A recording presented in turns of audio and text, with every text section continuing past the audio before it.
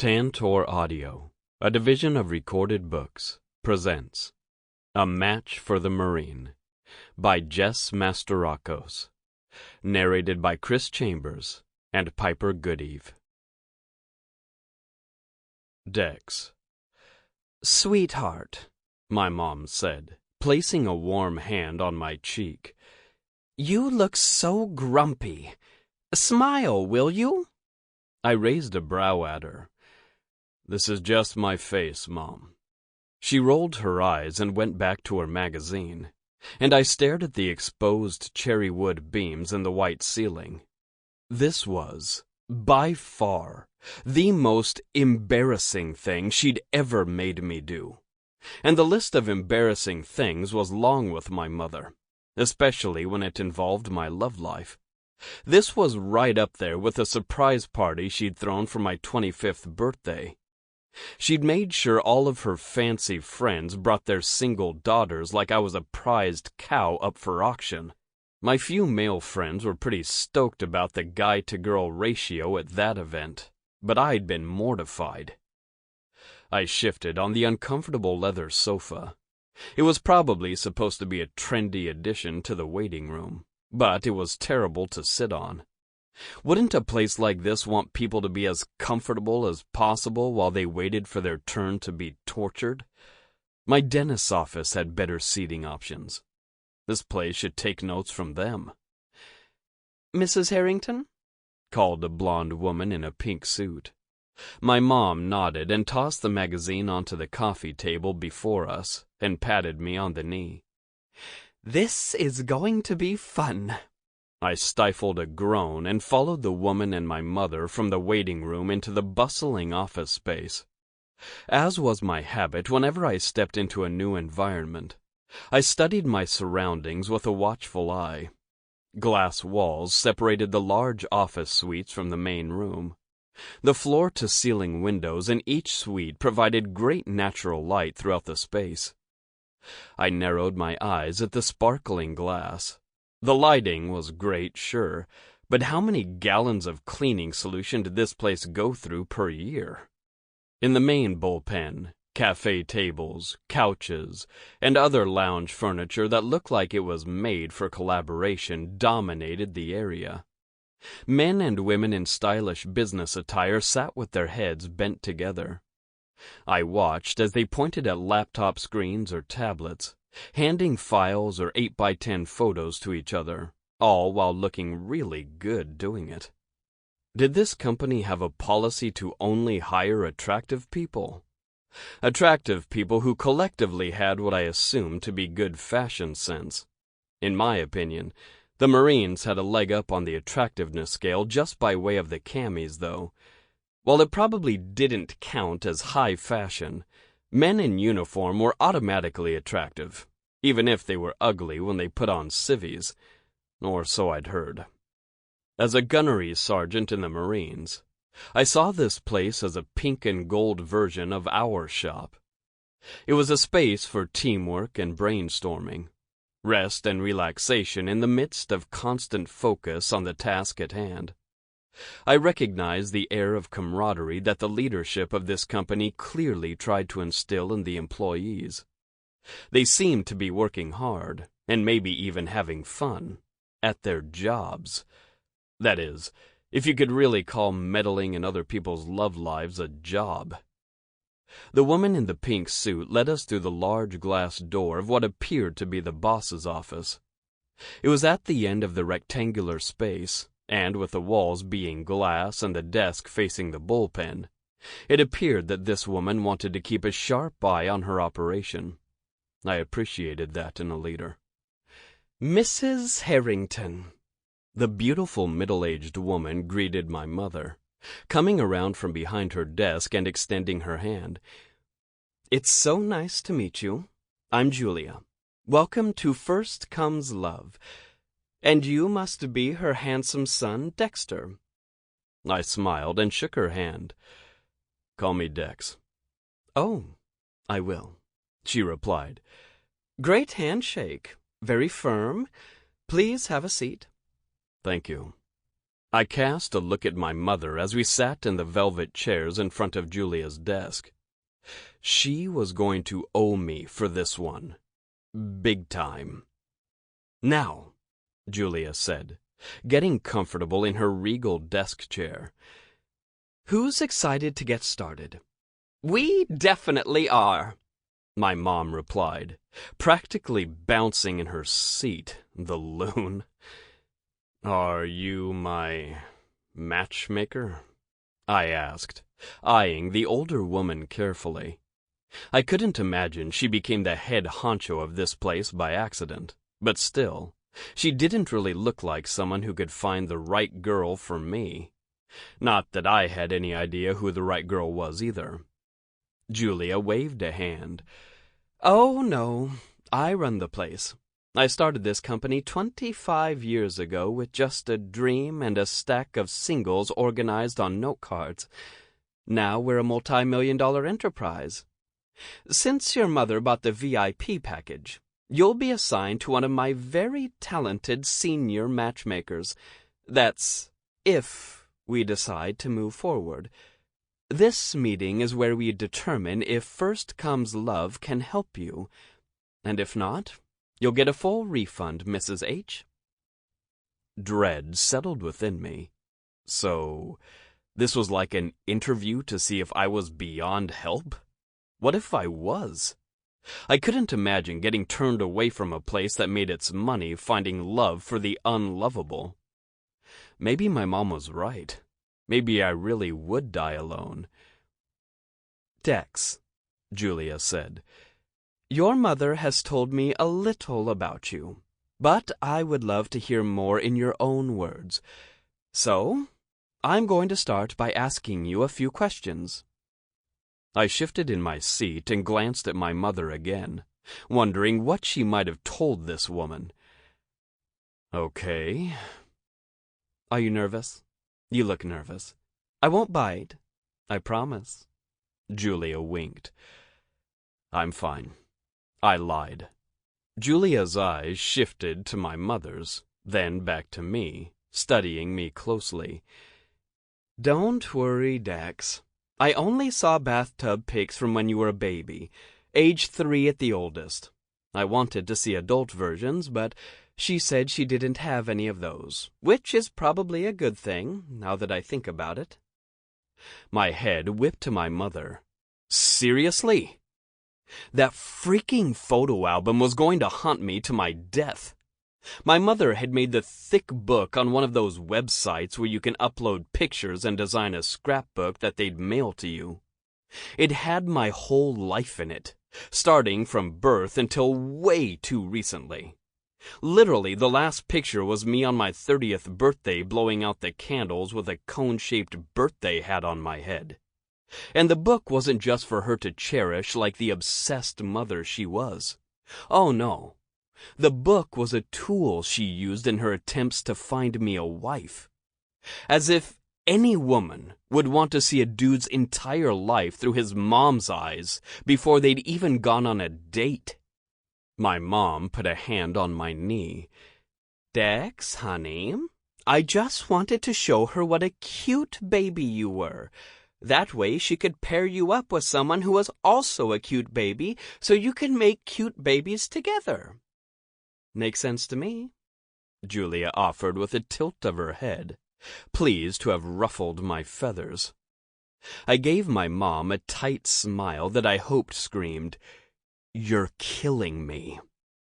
"Right," Julia said. "Let's start with something easy. Imagine you're sitting next to someone on an airplane. You're by the window, they're on the aisle." "Okay." "They fall asleep, but you have to pee. Do you wake them up, or do you try to shimmy around them?" I hold it. "It's a long flight." I cleared my throat. "Ma'am, Marines don't get potty breaks whenever we want. I'm used to it." Julia's lips turned down and she nodded, writing something on the paper in front of her. "Got it.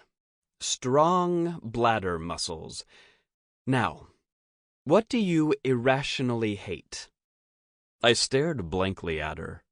How could this possibly help me find a date? Spinach, I guess. Couldn't tell from those biceps. Julia smirked. Get it? Popeye? I get it. She scribbled on her notepad and mouthed, "Minimal sense of humor."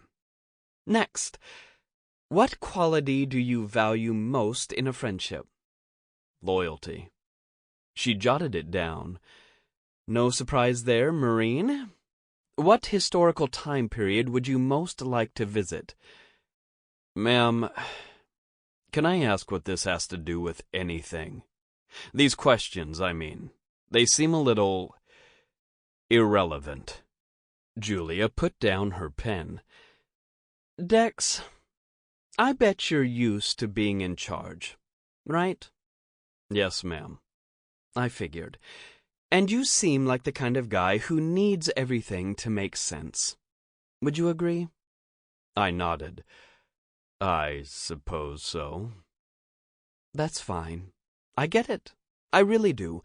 But in order for this process to work, I'm going to need you to just go with me on this. I'm the expert in love. You're the guy whose mom is hiring me to find a woman for you. Let me drive. Okay? I swallowed, my feet prickling with the urge to get up and walk out. Yes, ma'am. Now, what historical time period would you like to visit?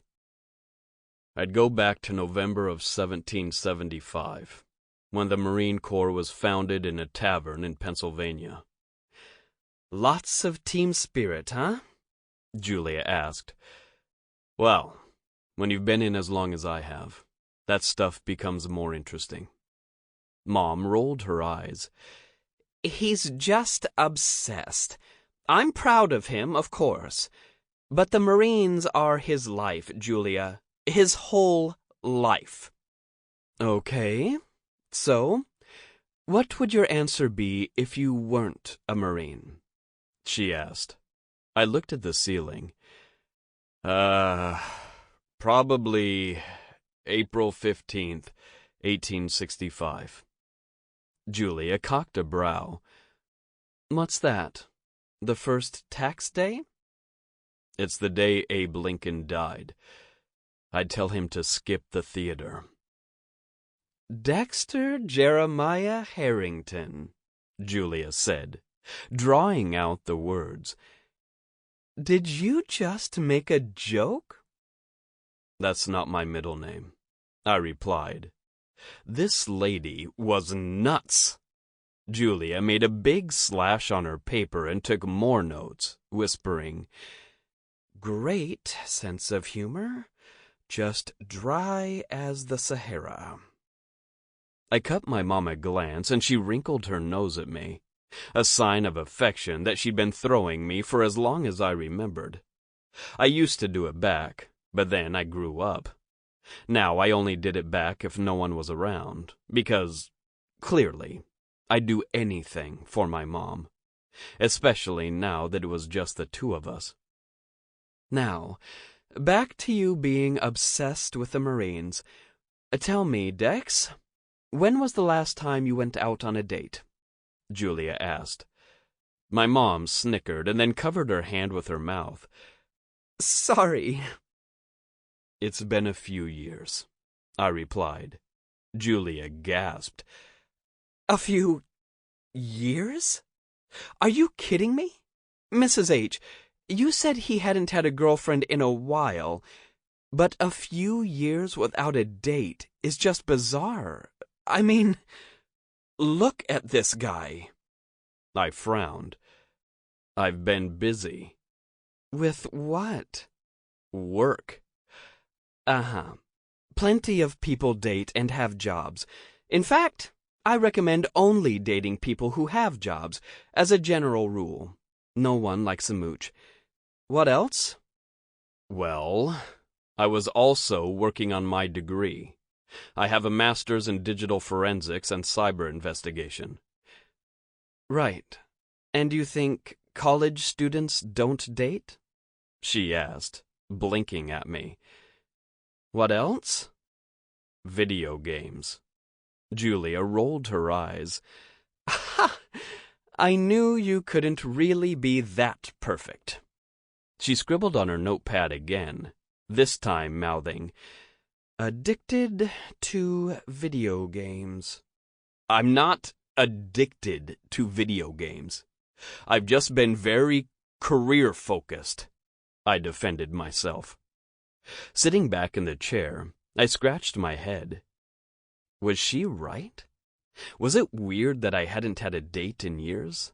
I mean, plenty of people had other interests besides dating. Maybe they were focusing on their career, like me.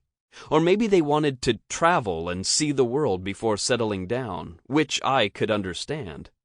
Or maybe they figured they'd rather be single and happy than in a relationship and miserable. Who could blame them? She jotted down more notes, not mouthing anything this time, then put down her pen. "Tell me more about your job, since it's your sole focus. What exactly do you do with the Marines? How long have you been doing it? Are you close to retirement?" Nodding, I relaxed a bit. If there was one thing I could talk about, it was my job.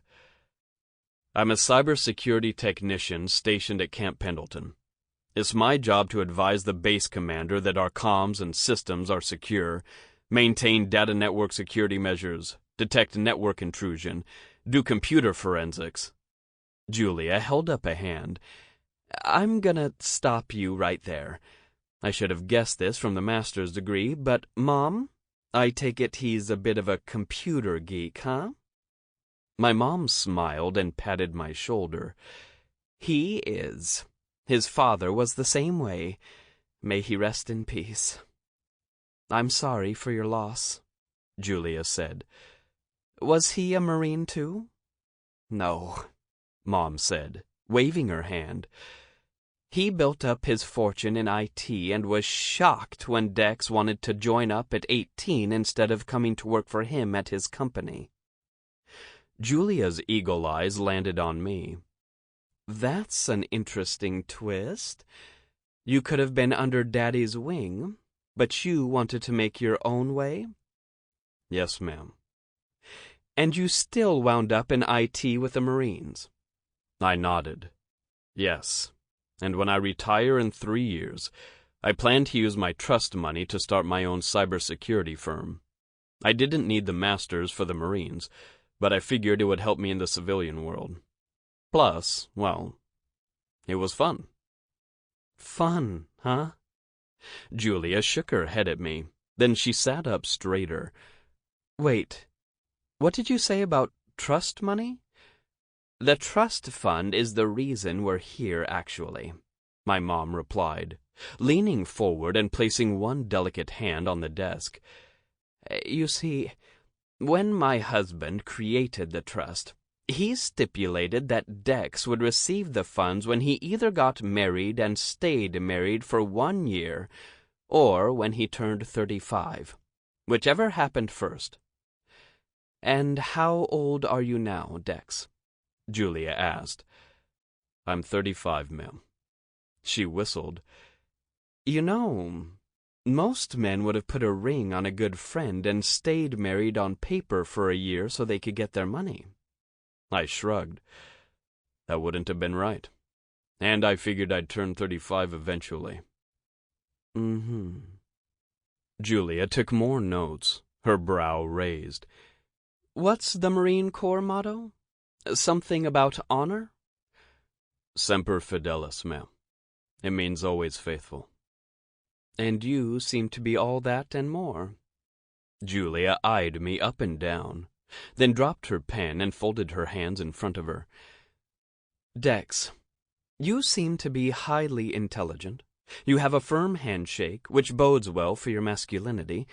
You have piercing blue eyes, a clean shave, broad shoulders, and huge biceps for a computer geek.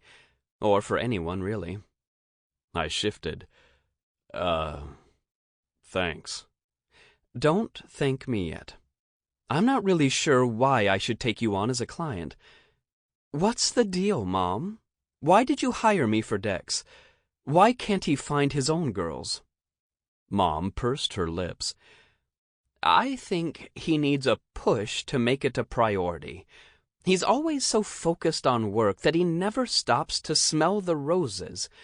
He's brilliant, he's successful, he's already had an amazing career in the Marines, and he's got big things planned for his future. But he goes home to an empty house every night and doesn't seem to care about changing that. I swallowed. It was amazing how she'd managed to compliment me and make me feel pathetic all at once. And then when his father died, she continued, and he got his trust fund purely because he aged into it rather than because he found love, well, it just made me sad. I don't want to think that if I die, he'll be all alone. I want to go in peace knowing he'll be happy and starting a family.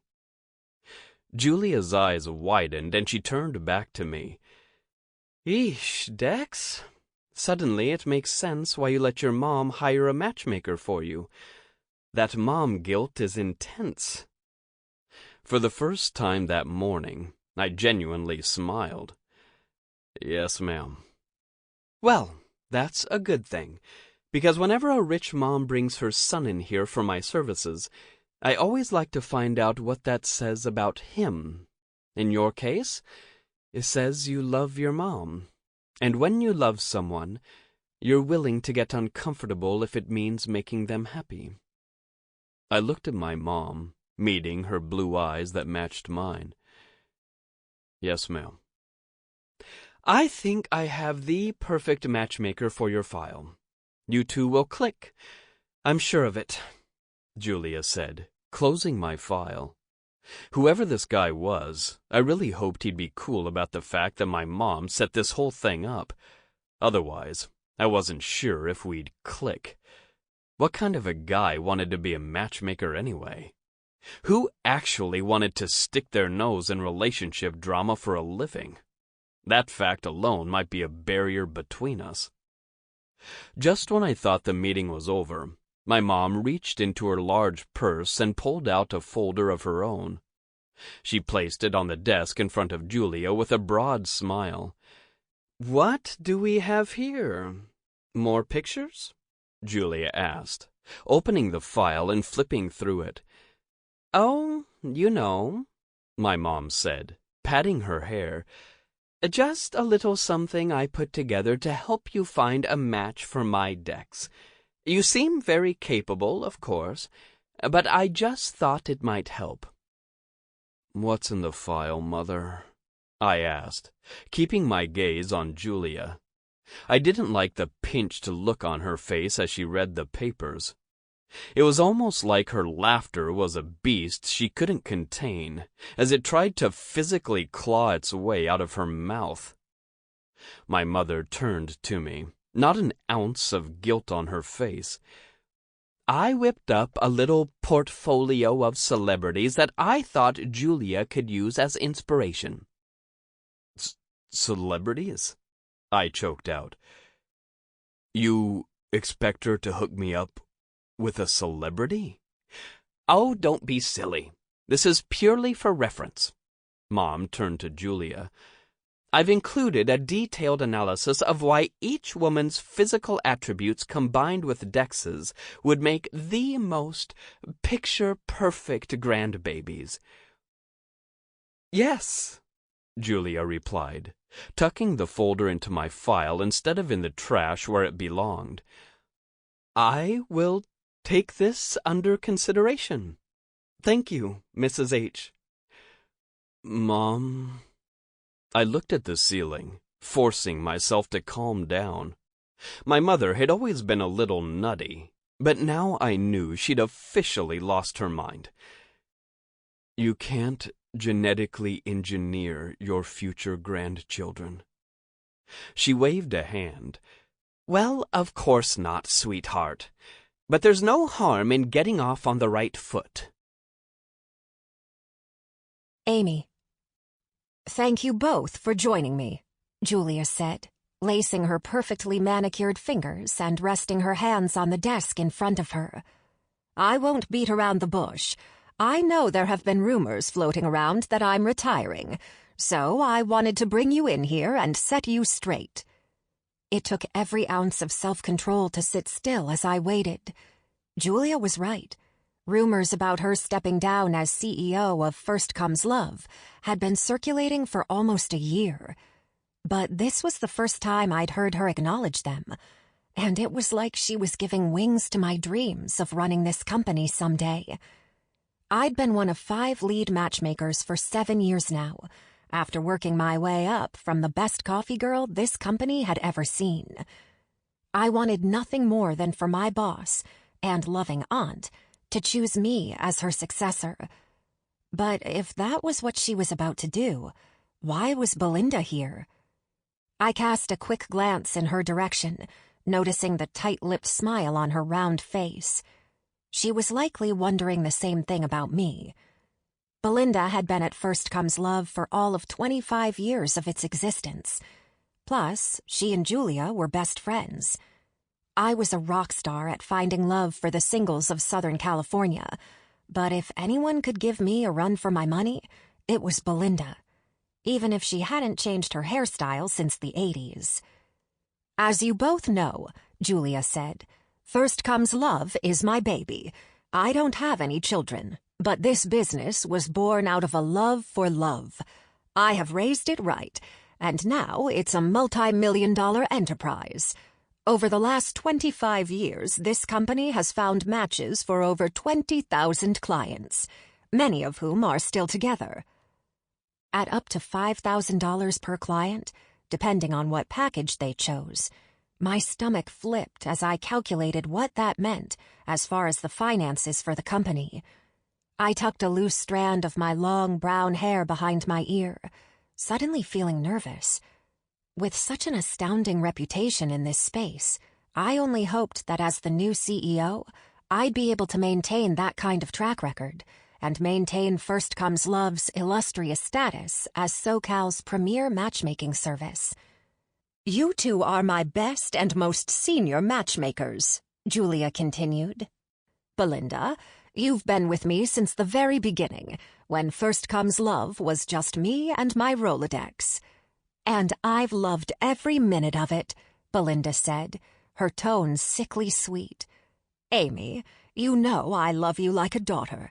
You may be my niece, but I'd be lying if I said I hadn't offered to buy you from your mom a time or two. I laughed, knowing she probably had, and my mom might have even seriously considered it during some of my more, rebellious stages in life. Namely, that time when I ditched the rest of my class during a field trip at the zoo so I could watch the otter show again. How was I supposed to know the teacher would forget where she last saw me and tell the search party to look in the wrong part of the massive zoo? I'd even made the news that night, a fact I'd taken pride in, until my mother reminded me it was not actually a good thing. Julia held up a bejeweled finger. But Amy, that doesn't mean you've had anything handed to you. Oh, no. You worked your booty off to get to the senior matchmaker level. I watched you put in the hours and work your magic on thousands of happy couples. You've earned your place at the top, girl. Thank you, I replied, unable to stop myself from sitting up straighter in my seat. Which brings me to the retirement stuff. I never thought I'd leave First Comes Love. But Patrick, well, he's been a patient man all of these years, and now that he's retired from his firm, he wants to travel. I'm not saying he gave me an ultimatum or anything, because you know Mama doesn't play. Amen, Belinda said, raising a hand. But still, I think it's about time I start thinking about hanging up my magic wand and letting someone else be the all-powerful fairy godmother, Julia said with a wink. I kept my composure only because I was the ultimate professional, but my whole body was tingling at the possibility of her passing that fairy godmother wand over to me. In my mind, I was doing awkwardly crooked cartwheels in a field of daisies, surrounded by rainbow-farting unicorns. In real life, I was the picture of poise. Sample complete. Ready to continue?